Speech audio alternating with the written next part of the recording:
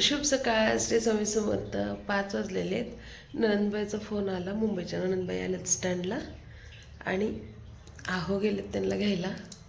तर चला आता उठलोयच तर कामाला सुरुवात करूया. बाहेरलं वातावरण दाखवते. आहो गेलेत आता.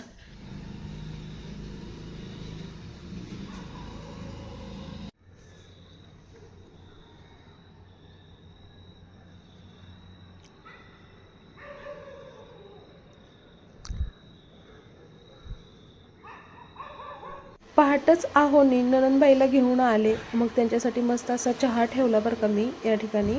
आणि पुढे व्हिडिओत ननंदबाई दाखवते. माझ्या मोठ्या ननंदबाई आहेत. सासूबाई वारल्यानंतर बऱ्यापैकी त्यांनी सगळं पूर्ण घराचं आमच्या लग्नातलं सगळ्या जिम्मेदाऱ्या त्यांनीच पार केलेली आहे. तर ते कधी वर्षातून 1-2 वेळा येतात माहेरी सासरे. चहा चपाती हाय हाय रात्रचे आहे. तुम्हाला चहा देऊन लागते. प्रत्येक वेळेस येताना त्या भरपूर खाऊ आणतात. तर शेंगाच्या पोळ्या ते घेऊन आले होते आणि भाच्याला भावाला जे काही खाऊ आवडतं तर ते तिकडून घेऊन येतात. प्रत्येक वेळेस इथं काय पाहिजे ते मुलांना सुद्धा घेऊन देतात. खूप लाड करतात माझ्या मुलांचा. संध्याकाळी गावाकडून येताना आहोनी शेवग्याची शेंग आणली होती आणि ननंदबाईला गावाकडल्या शेवग्याच्या शेंगा खरंच खूप आवडतात. मुंबईला चांगला भाजीपाला मिळत नाही म्हणत होत्या. तर त्यांच्यासाठी मी मस्त असं इथं लसूण खोबरं शेंगदाणे घालून टोमॅटो घालून शेवग्याची रस्सा भाजी बनवत आहे. त्यांना आवडते असं. आणखीन माझे कामं भरपूर बाकी आहेत. कपडे धुवायचे आहेत. मला देवपूजासुद्धा करायची होती. त्या रात्रभर प्रवास करून आल्या होत्या. व्यवस्थित प्रवासात जेवण ते त्यांचं होत नाही. त्यांच्यासाठी मी पटकन स्वयंपाक भाजी आणि चपाती बनवली आणि म्हणलं मी माझं काम झाल्यानंतर जेवते, तुम्ही दोघंच जेवण करून घ्या.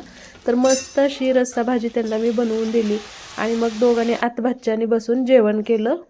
ननंदबाई जेवत होत्या तर बोलत बोलत मी छान अशी देवपूजा करून घेतली. त्यांच्यासाठी हे ताटसुद्धा वाढून दिलं होतं मी. तुम्हाला तर सगळ्याला माहिती आहेत की माझ्या मोठ्या ननंदबाई आलेत. जेवण वगैरे, आंघोळ, नाश्ता, चहा सगळं झालंय. गप्पा झालेत. आता त्या झोपलेत. वाजलेत 2.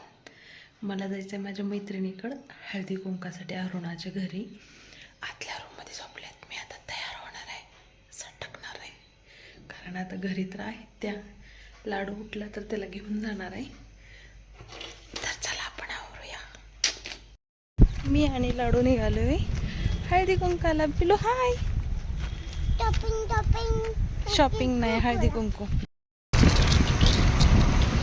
अरुणाच्या घरी सुंदर असं डेकोरेशन केलेलं होतं बरं का हळदी कुंकू निमित्त. खूप छान. तुम्हाला कसं वाटलं कमेंटमध्ये नक्की सांगा. तर चला पूर्ण व्हिडिओ पहा. मस्त असा पिरू अरुणाच्या घरी. अरुणाचा मेकअप चालू आहे. तोपर्यंत ती सगळ्यांना चिरा म्हणून सांगितले. ताई तुम्ही चिरून आणा.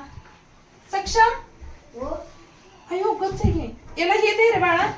तिखट मीठ दे. मीठ काळं मीठ आहे ना?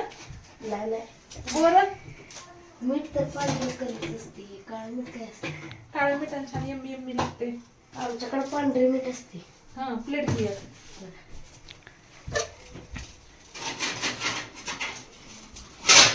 कारण हा पिरू घेतल्यावर सगळ्याचं मन गेलं पिरूवर.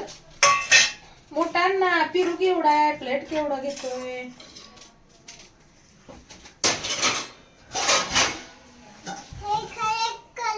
हा वरती टाका त्याच्यावर.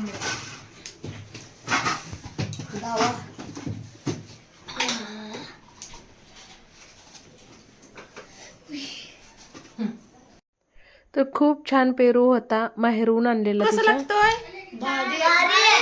लाडूली? कुठे माझी लाडू खाल्ली? वर बस सोप्यावर. थोडं आवरायला लागले. छान केलं डेकोरेशन. हे तळेच पान वाटतात ना? हा हो. एक वेळा ठेवू काय? हा ठेवा. अरे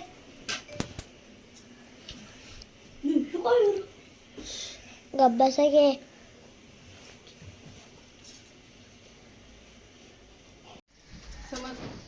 सम्राट लाडू आपला आयफोन घेतो.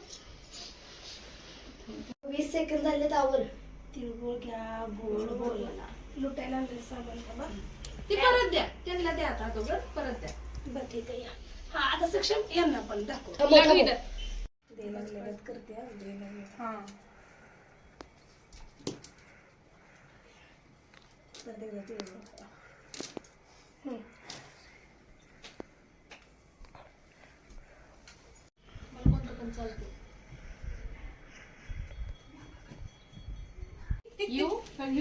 घेऊ का म्हणजे थोडस बरं त्यांना पण ह्याच्यामध्ये घेतलं. खूप सुंदर असं अरुणानं डेकोरेशन केलं होतं. सोनाली, मी, समर्थ सम्राट आणि पाठीमागं स्वामी समर्थ महाराज दिसत आहेत. तर अरुणा सुद्धा स्वामी समर्थ महाराजाची खूप मोठी भक्त आहे, सेवेकरी आहे. तर इथं फोटो काढण्यासाठी ह्या बघा कशा पुतळा उभारल्यासारखं उभारलेत. पापुणे सुद्धा टाकत नाहीयेत. चला बाय, भेटू परत लवकरच. बाय सक्षम, बाय बाय. ये घरी मम्मी सोबत कधीतरी. कधी बोलवलं नाही तर आता बोलवते ना मोबाईल. काय काय हवं मम्मी विचार बरं बोलते का नाही. पार्टीला पण बोलवलं नाही असं बर्थडे पार्टी बाय. 100K च्या सेलिब्रेशनला फोन केला तुझ्या मम्मीला, येते येते म्हणून आली नाही. सकाळी मोठ्या नंदबाई पहाटच आल्या होत्या, तर त्यांचं झोपणं हे म्हणजे आराम हे झालं सगळं. आणि आता समतला ट्युशनला सोडून आले आणि आम्ही दोघी नंद भाऊ आणि लाडू चाललोय शॉपिंगला. तर चला आपण शॉपिंगला जाऊया. तर समर्थला ट्युशनला सोडून मग परत आलो होतो आम्ही दुकानामध्ये. तर जास्त काही खरेदी नव्हती, नंदूबाईचा आणि थोडंसं राधासाठी सुद्धा मला खरेदी करायची होती. तर नंदूबाईला इथं ब्लाऊज बघायचे होते. मागच्या वेळेस 2 नंबरच्या नंदूबाईला जे ब्लाऊज घेतलं होतं त्यातलंच एक ब्लाऊज आजसुद्धा मी त्यांना घेतलं आणि 5 ब्लाऊज या ठिकाणी आम्ही पसंत करून घेतले आणि छान असे अस्तर सगट सगळे खरेदी केले. त्यानंतर साड्या पण बघायच्या होत्या, साड्या पण आम्ही बघितल्या, पण काही एवढ्या क्वालिटीच्या साड्या वाटल्या नाहीत आमच्या नंदूबाईला. म्हणजे नको आता परत कधीतरी बघूया. भाऊ वरून आलो, आमच्या रोडला खायला काहीच भेटत नाही, त्यामुळे येताना भेळचा प्लॅन केला. तर चला भेळ बनवूया.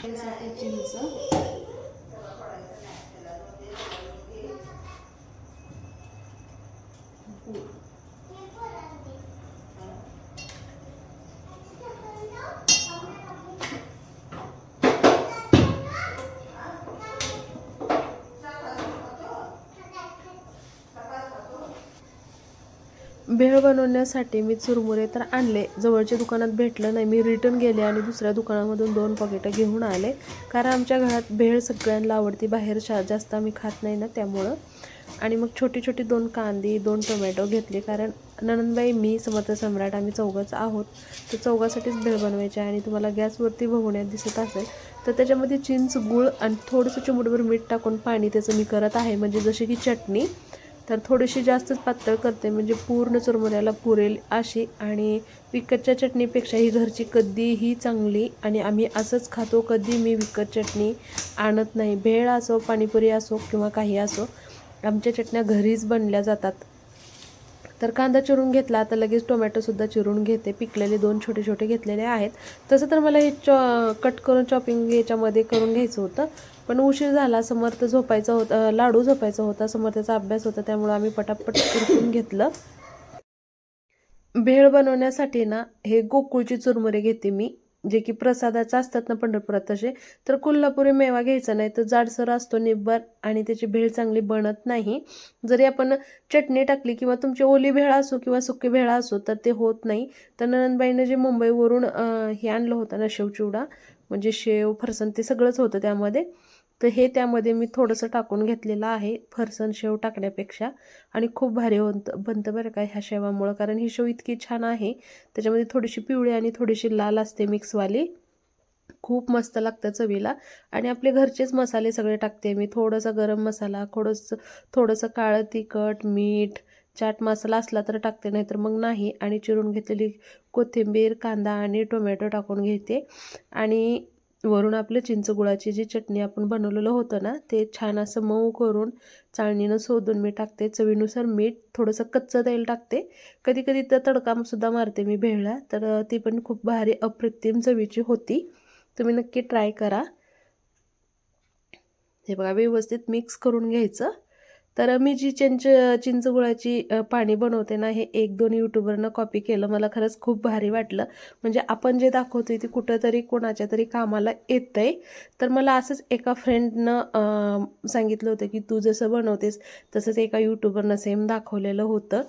तर मला खरंच छान वाटलं आणि मी ते दाखवतेच त्यासाठी की मला वाटत नाही की ते मला कॉपी केली, माझं बघून केलं. उलट छान आहे. मीही कुणाचंही बघून करते. त्याच्यात काय एवढं, जे शिकायचं असतं ते घ्यायचंच असतं.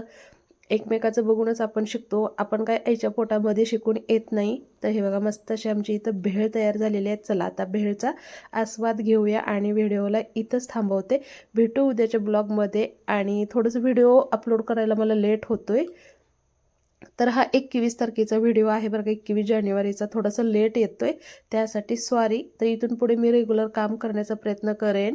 तब्येत बरी नव्हती, पुन्हा कोण आलं गेलं, छोटं मूल, त्यामुळं थोडासा लेट होते मला व्हिडिओ एडिटिंग आणि अपलोडला. तर चला भेटू पुढच्या ब्लॉगमध्ये लवकरच. सगळ्यांना शुभ रात्री.